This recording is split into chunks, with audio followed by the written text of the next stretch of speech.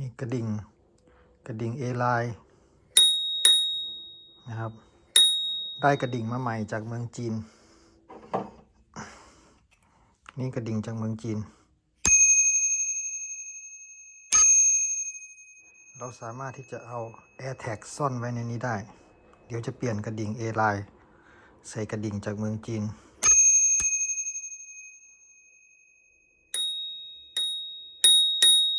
กระดิ่งจากเมืองจีนราคาถูกมาก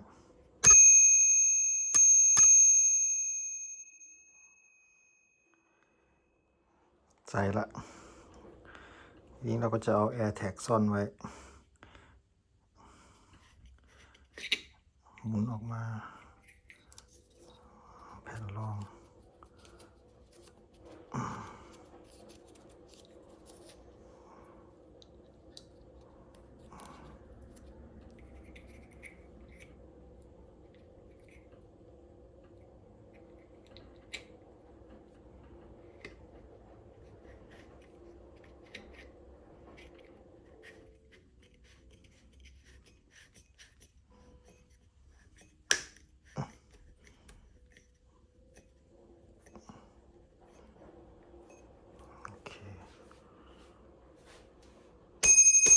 โอ้โห